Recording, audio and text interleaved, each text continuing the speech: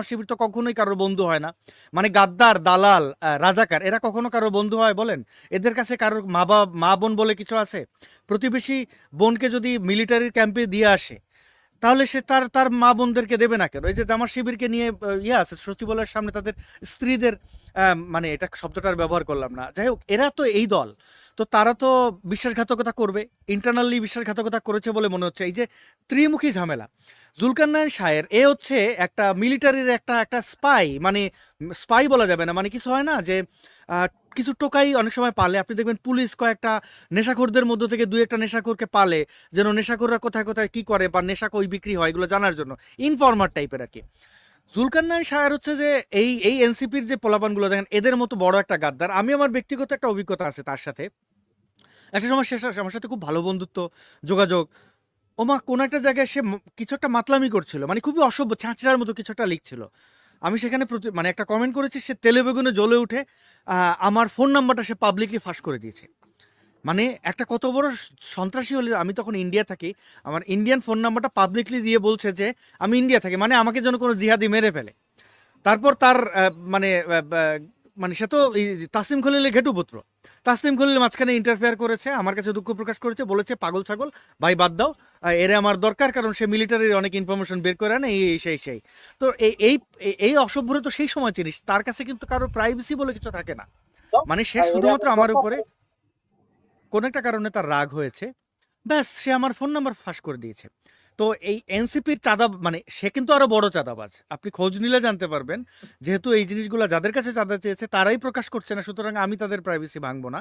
কিন্তু সে কিন্তু বিভিন্ন জায়গায় চাঁদাবাজি করেছে এবং চাঁদা চেয়েছে, কোনো জায়গায় পেয়েছে, কোনো জায়গায় পায়নি। এই এনসিপি বলেন, জামাত শিবির বলেন, এই ত্রিমুখী এদের সাথে একটা ঝামেলা চলছে।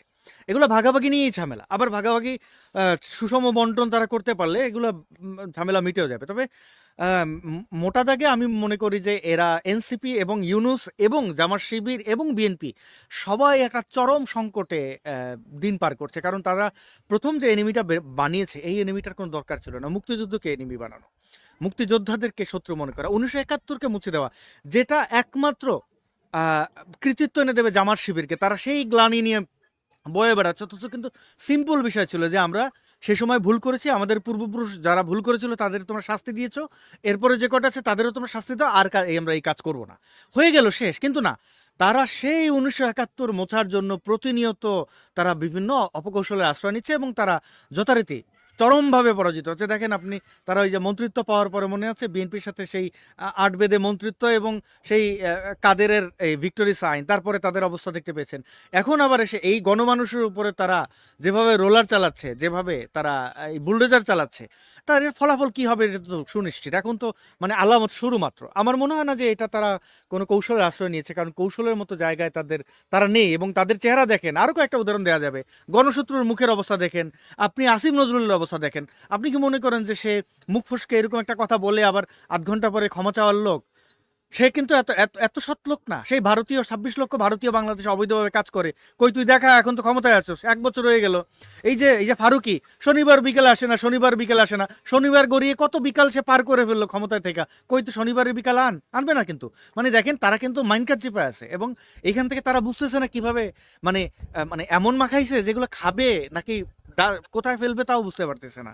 পুরো একটা গন্ডগোল অবস্থা তারা আছে এখন। আমার মনে হয় মুক্তিযুদ্ধের পক্ষের শক্তিরা এখন, এটা হচ্ছে যে চরম সম্ভাবনা যে এদের এখনই পাড়া দিয়ে ধরতে হবে, নইলে এরা কিন্তু ওই গৃহযুদ্ধের কথা বলে বা যাই বলে, এরা কিন্তু গণহত্যা চালাবে, এতে আমার সন্দেহ নাই। তারপর নিশ্চয়ই ভবিষ্যতে দেখতে তো পাবেন।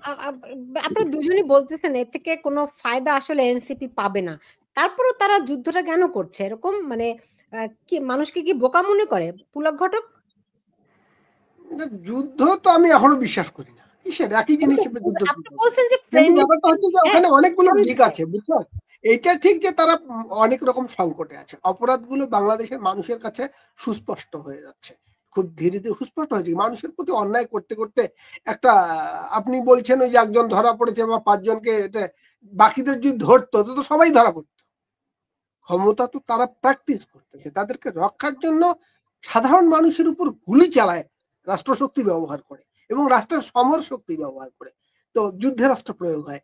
এই যে ব্যাপারটা, তো এরা তো এইরকম শক্তির আশ্রয়ে থেকে সব ধরনের অপরাধ করবে। এই যে ওরা তো আরো কয়েকটা বলেছে যে সামরিক জুলকারনাইন সাহেব কি ষড়যন্ত্র করেছিল আর্মির হাতে ক্ষমতা দেওয়ার জন্য। এখন আর্মির হাতে ক্ষমতা নাই, ওর হাতে কিসের ক্ষমতা?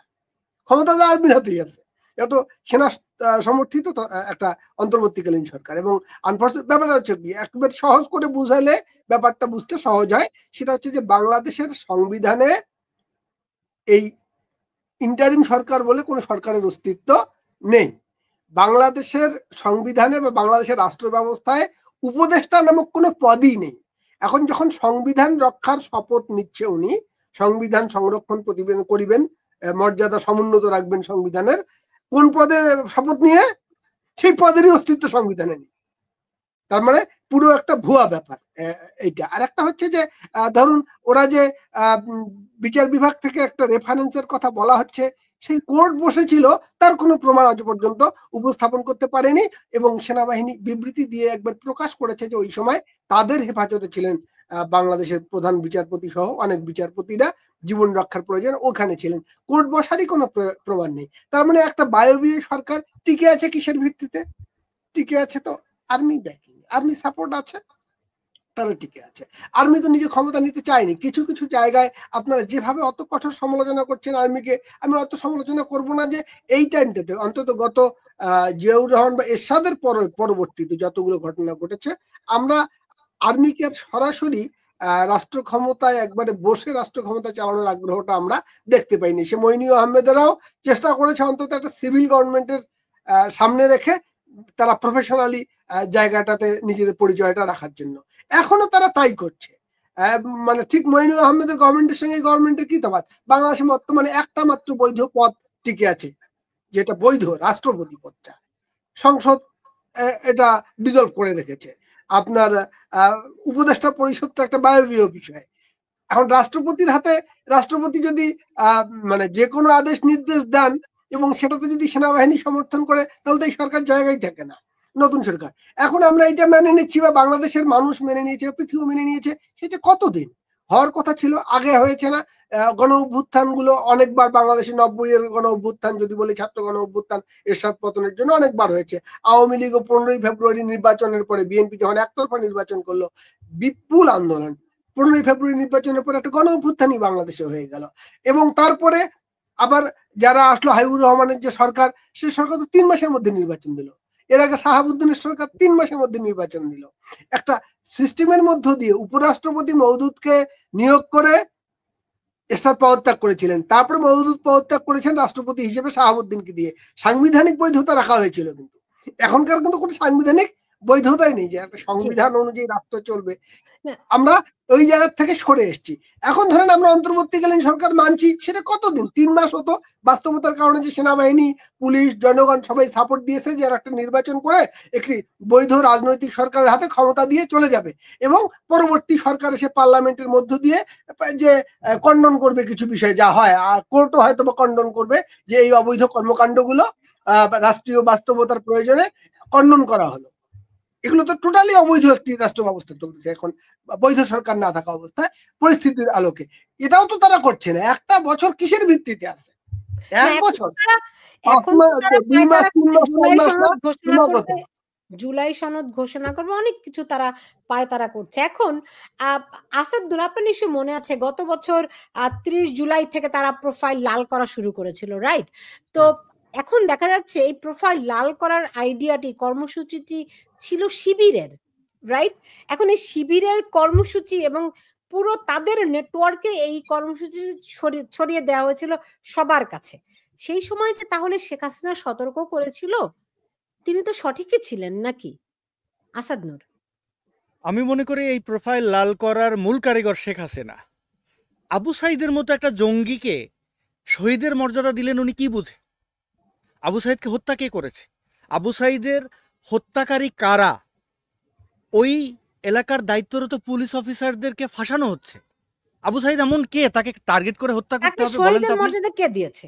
শেখ হাসিনা তো দিলেন। কেন? এই যে আবু সাইদ, মুগ্ধরুগ্ধ আরো কয়েকটা মিলে বললেন না যে সবাই কালো, শোক দিবস ঘোষণা করলেন, তারপরে না লাল হলো। আপনি কালো করছেন, এদের একটা দিন শোক ঘোষণা করলো তো। ও আপনি শুনতে শহীদ পাচ্ছেন বলেন আমাকে? শহীদ কখনো বলেনি না, না, না, শুধু শহীদ তো বলেন শহীদ নাই, আপনি বলছেন শহীদ কেন বলছেন? শোক অনেক মানুষ মারা গেছে, অনেক ছেলে-মেয়ে তিনি শোক ঘোষণা করবেন না? তিনি তো শোক জি, ঘোষণা জি, করেছেন। সেখানে আবু সাঈদের ব্যাপারে তিনি বক্তব্য পর্যন্ত দিয়েছেন যে এই হত্যাটা সম্ভবত আমার ইন্টারনেটের প্রবলেম, আমাকে একটু কনফার্ম করবেন। আপনি আমাকে কন্টিনিউ করুন, আমাকে কি আমরা দেখা দেখতে যাচ্ছে? পাচ্ছি, শুনতেও পাই, হ্যাঁ। ওকে, আসাদুল, যে আমরা আবু আপনাকে সাঈদ শুনতে সহ পাচ্ছি। এই হ্যাঁ, আবু সাঈদ সহ এদের ব্যাপারে দুঃখ প্রকাশ করা হয়েছে। মানে এটা স্বীকার করা হয়েছে যে তারা খুব বীর ছিল। আবু সাঈদ তো বীর ছিল না, সে তো পুলিশ পিটিয়েছে। না, না, না, না, না, পুলিশ না, না, পিটাতে আমার মনে গিয়ে হয় সে আপনি রাবার মিসইন্টারপ্রেট করছেন। আপনি মনে হয় রাষ্ট্রীয় শোক ঘোষণা করা হয়েছে। তিনি কালো হুম, কাপড় পরে এসে ঘোষণাটি দিয়েছেন। কিন্তু হুম। তাদেরকে কাদের শহীদ তিনি উদ্দেশ্যে? আখ্যায়িত করেননি। না, এটা আপনি বলতে হবে কেন শহীদ? কাদের উদ্দেশ্য করে? সেখানে মূল ক্যারেক্টার কারা ছিল?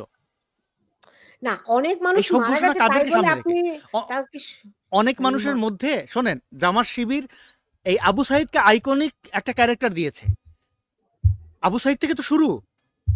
সেটা তো শেখ হাসিনার দেয়ার কিছু নেই। এটা তো শেখ এটা একটা হাসিনা শোক আইকনিক ঘোষণা করার ক্যারেক্টার হয়েছে। ঘটনা না, মানুষের প্রাণহানি এটা দুঃখজনক ব্যাপার না। হ্যাঁ, অফ এই যে কোর্স জি, আপনি কি বলেন এটা? এবং অফ কোর্স। আপনি যখন দেখছেন আপনার কোনো পলিটিক্যাল নিচ্ছে জামাত শিবির, মানে তারা তো আবু সাঈদকেই আইকনিক ক্যারেক্টার দাঁড় করেছে, আপনি সেটাকে বৈধতা দিয়েছেন।